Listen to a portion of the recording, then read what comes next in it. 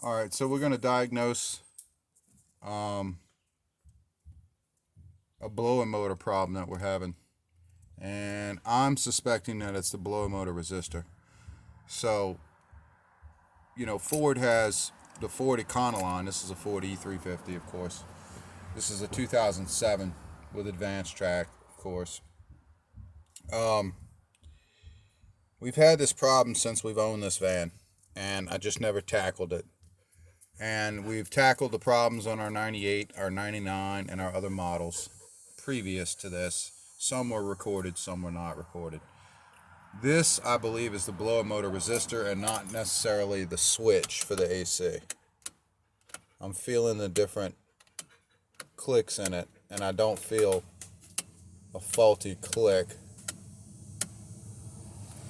And usually when you have high working and you have problems with these other functions here, it winds up being the blower motor relay. But when high is not working, it's generally the switch or the blower motor if you can't get it to come on even on low or at all, period. So that is my quick diagnosis from doing these over and over again and making sure that they function properly for the summertime. Now we're fixing to take a decent trip, so we want to make sure that we have a middle function and a low function. And all we have, well, we'll test out what we have right now. Alright, so we're on. AC is on. Now this only counts for if you don't have a fancy digital display. This only covers the manual buttons, which most Econolines are. Now, if you got a big fancy digital display, you use a different type of relay, a different type of resistor. That's in every vehicle. Right, because then you have an electronic climate control system, and that changes things. And if you look at one of my videos on YouTube where I dive into an Explorer or a Mercury Mountaineer from 1999, I show you basically what that looks like, and I solder up a quick problem that we had a problem with on that. And those are expensive. But that doesn't apply here. But that's what they would use on the Crown Victoria that have the electronic control panel, and the Mercury Mountaineers and the Explorers and the Expeditions and all the stuff with all the bells and whistles. But for the reason why I like Econoline is because they kept it pretty simple. And so we're going to go into this. And by the way, if you've seen my short video on this, it's a very grainy video and it's a very short explanation.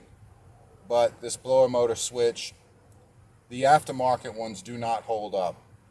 Factory Ford ones from the junkyard, or if you could find one that's Motorcraft, brand new, would be the way to go. Hold up a long time. Because the aftermarket ones heat up no matter how they're made. They're just made too cheap, and they just can't remake that part correct. I haven't found one yet that holds up. Somebody out there may know a brand or something that's made in China or something like that that works, but I haven't found one that works for any length of time. Generally, they get real hot. The knob gets hot, and you're done for.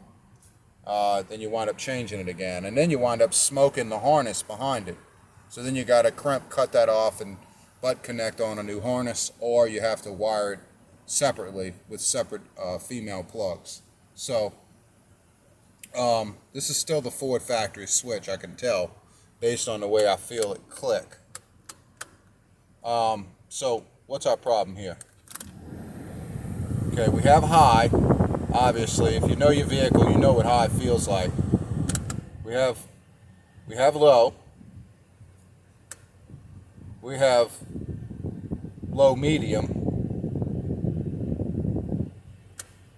But we had no change between low medium and low high. That's a typical or problem. high medium. So we have low so we don't have speed on the most commonly used range for drivers to talk on their phone, not to blow into the camera or into the phone. Just below high. Just below high. So We don't have this setting. So there's no difference between those two middle settings. Right, so these two middle settings are on the lower spectrum setting, but it does go to low. So we're going to opt in to change the resistor, and that's how we diagnose this. Just that simple. That one simple. Just that quick.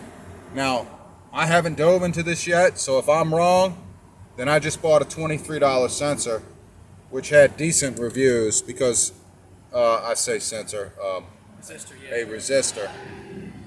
And that part number is JA1501, and that is all the way from 1997 to 2010.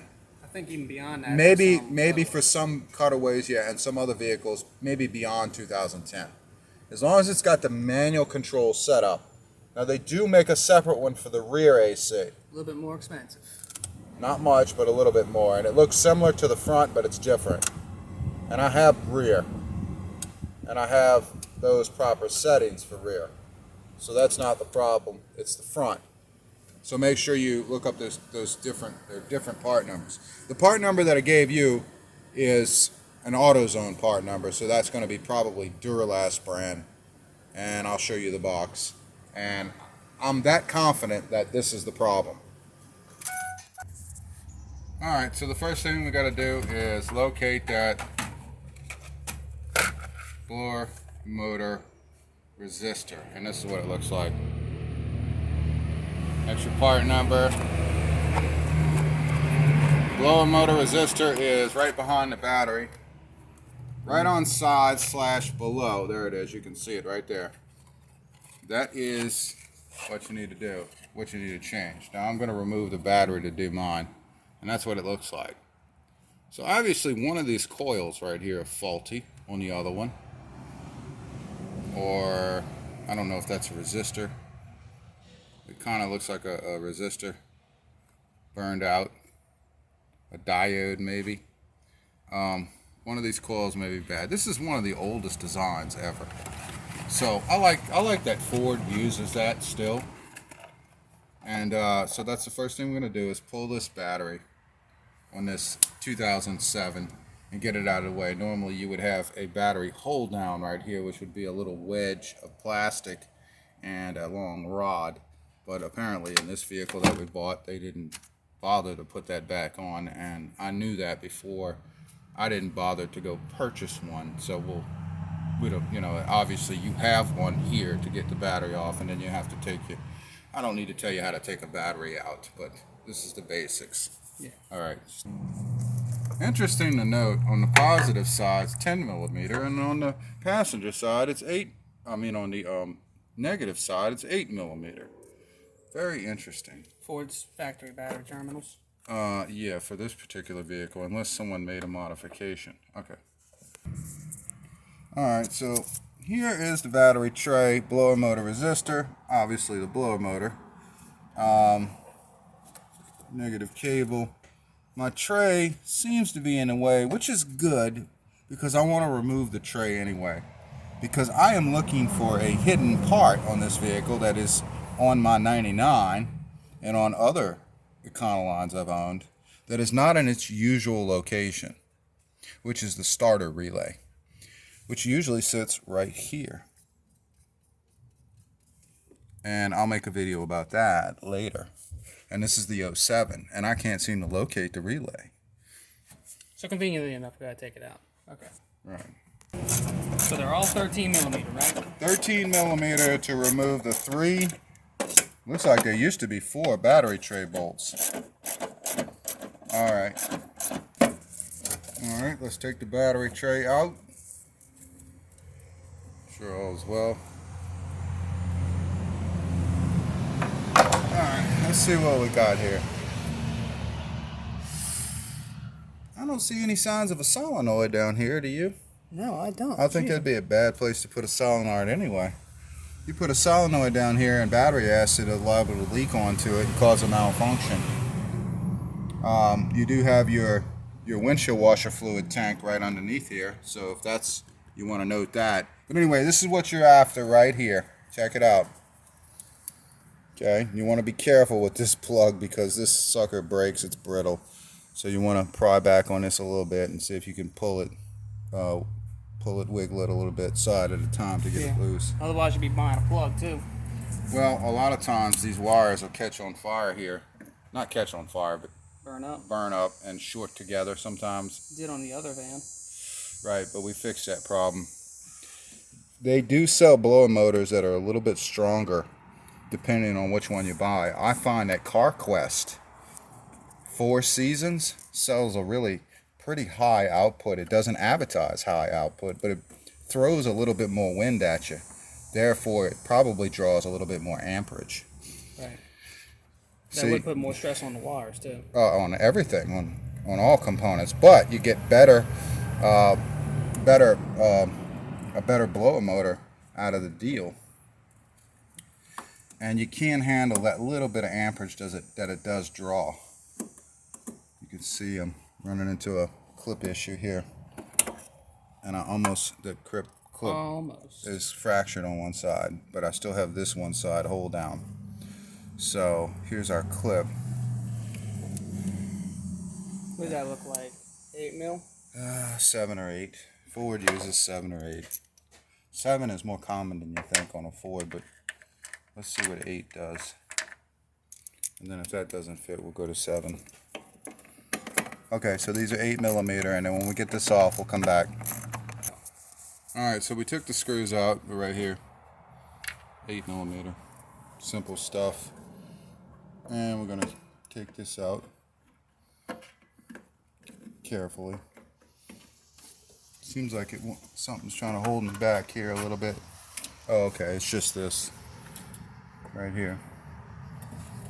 The vent. This keeps the motor cool. It helps cool the motor, and that seems to not be in its proper position. Seems like it needs to be turned a little bit downward. Okay. So what do we have here? Do you have any coil breakage? I don't see anything obviously wrong with it. I don't either.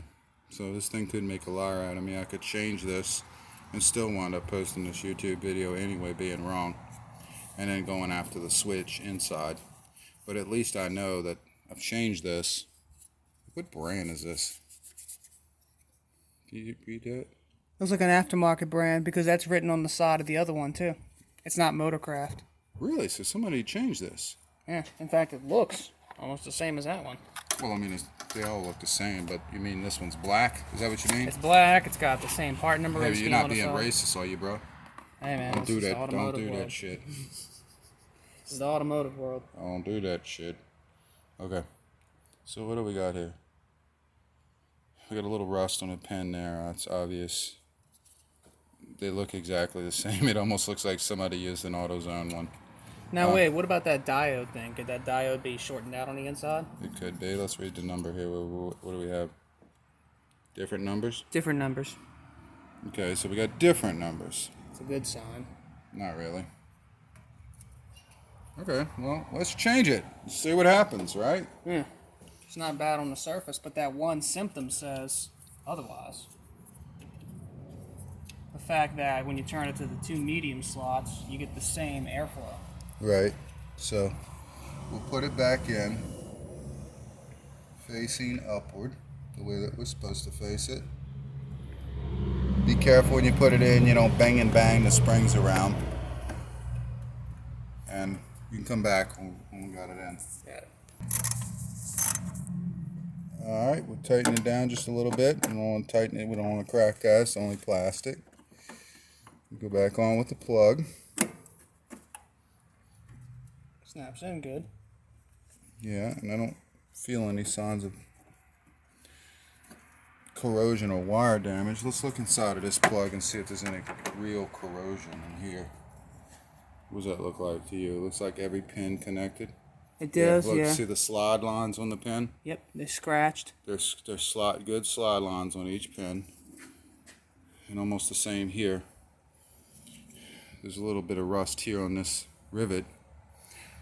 I don't know, that could have went bad. I don't know. It might not be anything wrong with it. It might be a perfectly good, whatchamacallit. Then we have one for our 99 if necessary. Yep, because just in case. If we have to change that in the future. if that's not the problem. Let's hope that it is the problem and we're good to go and everything. So I want to spray this down with a little bit of rust cleaner or anything, any kind of grease, just to prevent some of this rust. All right. So what? Some white lithium grease. White lithium grease. PB Blaster's good too, but Yeah, but it doesn't last long. no, it doesn't. Then that'd be white lithium grease. It's not on the outside. It's not obvious. Yeah, let's just not spray it on the rubber, huh? Yeah. All right. Back up. Not all up on it. Back up. All right. All right. Battery's back in the vehicle. We're gonna just go ahead and close the hood. Yeah. All right. So let's give it a test. All right. That was about 15-20 minute job, maybe 30-minute job at the most. Let's see if this corrected the problem. Computer must have reset. All right. Radio reset time. Yeah. Okay, that should be high.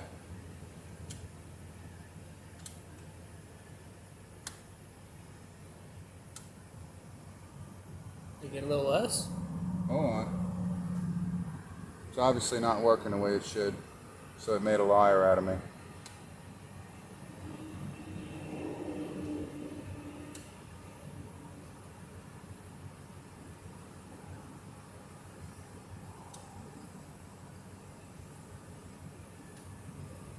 Want to hear something even worse than that? Huh.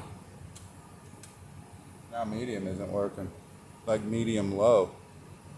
Does this mean AutoZone's selling me a bad part? Or is that a plug issue? No, the plugs are making good connection. Well, we could find out. Look, it's essentially operating on low right now. I have no more between these two statuses. Either one. Watch out. The other part actually had both of them working. How you like that? Subpar Chinese shit? Or a bad plug? I don't know. Maybe it's bad plug because, I mean, it got worse with a new part. Not separated. Nothing separated from it. So you guarantee AutoZone's part? No, I don't, but... Okay, me neither. Because AutoZone has had bad parts many times. Especially their sensors and electrical parts. Alright? Yeah. Because they all pull from a Chinese vendor and marketed under Duralast. So we essentially have... Okay, let's check our plug. Okay. So what's going on here? Well, obviously we have a loose connection in this plug. Pushing on a plug and it's making a difference, huh? Yeah, I'm just pushing on these wires a bit and it's making a higher speed out of them. Bringing it to a higher speed. So what I'm doing is bending these plugs ever so slightly just to make a tighter fit and connection. And then if it works, since I can't test it with the battery in with this plug undone, I have no way of really testing it unless I'm using a pair of jumper cables from the ground. What I'm going to do, I've got to bend this one down. What I'm going to do from that point is run it on high until I get another one of these replacement plugs, and I'm going to pull this battery tray back out, and I'm going to butt connect a new plug in. One that makes a good solid connection. So we don't have this problem no more. Right. And that would obviously be the smart thing to do here. So I'm just trying to bend these tabs a little bit closed, just a little bit. Not enough to break this, but just to get it to where they fit a little bit tighter. And then what I'll probably do is get some, say that. Yeah. I'll get some, whatever I have on hand, grease, as long as it's not a graphite-based grease, and put a little white lithium grease in there to help make a better connection. And if I get a higher blower motor out of it, a higher setting, it fixes the problem, then I'm going to replace this plug. I'm going to do it anyway because this obviously has been the problem over time. Taking this plug off with this battery tray in here is pretty difficult, so be careful when you do it. Yeah. You can't remove the resistor with the battery tray in. No. So you can't get to the other screw underneath. Right. Okay, so that plug is in there tighter. And I'm going to work it a little bit. back and forth, see if we have a better connection. Alright, let's check. And we'll put the battery back in. Alright, so we're back at square one. We do have our medium low back. We didn't have it before. Now we got ultra low. We got medium low back. It increases speed. But we did not get medium high back. We have high, of course, because high bypasses everything. It does not use that resistor. So what did we learn from this? Well, we changed a useless part. Number one, it was useless to change, but if ever in the future we need to know if we changed that part, we can jot it down in the manual that we did that, or in our notebook, and say that we changed it at X amount of mileage, and then we can go after this switch, because this is the only thing left. So I'm going to rock this thing on high, and then come back later and change this switch and that plug. I'm going to buy an aftermarket plug. I'm going to butt connect it in, crimp connect it in, and put some shrink wrap on it or whatever, and put a new plug in there. I'm going to put a new switch here, Motorcraft brand. I'm going to replace this bezel with a new bezel, because this bezel just happens to have most of the clips behind it broken off, because this is a one-piece bezel. Weaker than 99 version. The older Econolines that are a couple of years back have a two-piece bezel. Somewhere around here they separate, and they're stronger than this.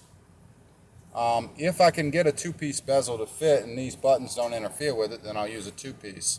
If not, I'll buy a genuine one-piece bezel in good condition, because you can find these one-piece bezels because they're a common problem. They break, the clips break when you replace the radio or you service any of this. So I'm going to wait until I get a replacement bezel. I'm going to get a new Motorcraft switch, and I'm going to replace that plug underneath there. And at the same time, I'm going to replace the blower motor with a brand new blower motor, because I know in time those squirrel cage wheels that are plastic crack on the ends, and then when you put them on high, they fling open and they make a vibration sound under the dashboard on high. And when that happens, there's no fixing it. So if you put a new blower motor with wheel attached, probably from Four Seasons or from CarQuest,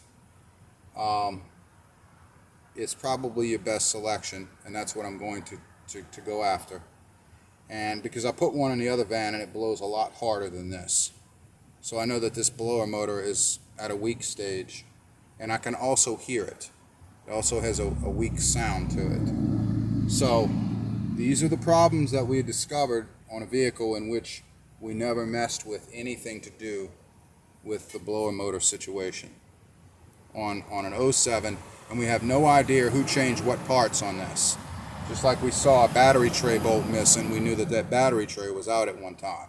So this is what happens when you buy a used vehicle. You don't know who's been in it and has done what or neglected what. This is not a decade-old vehicle that we've owned. So. And I was previously wrong about the way that this switch feels. It does feel like an aftermarket. An aftermarket has a loose shaft. That means you can pull this knob off pretty easy. Okay, that's too easy to pull off. Now let's check the rear, which is factory. That's a lot stiffer and harder to pull off. That's how you know, because their shafts aren't mic'd exactly right. And you see that metal sleeve pulled out. That tells me that it's possible that one time this switch got hot and either went out, and it is the factory, or it's an aftermarket and it was replaced. And the heat took this knob and made it a lot looser than what it's supposed to be. Either way, a mode's not working. Either way, this mode right here that was probably most commonly used does not work anymore. See, no difference from here to here. But here is fine. Here to here is fine. That's low. And there, that's medium low. and then when you get to medium high, you got nothing. So we know this switch is bad. So these switches can go bad right here. That is a lesson learned, okay? And we know what it's like to replace these switches. It's pretty easy. It's just that when you remove this bezel, you risk cracking all of these clips off. I got a whole console full of clips that came from behind here, and I have it attached in a little bit different way, a little bit different, unconventional way, with a clip here and a clip here, and I think I have some melted plastic with a makeshift clip on the back of another side. So I know when I take this off, this bezel is going to give me problems again and make noise when you're driving. So, make that rattling, aggravating noise. So this is what we're going to do. This is the plan. And this should give you some insight into how simple this system is, but what can deceive you and how you could be wrong in assuming like I did. At least you learned something when I learned it. We don't script these videos. We don't figure out the problems first and then bring it to your attention later as if we know it all. We don't. We're learning as you're learning. Thank you for watching this video.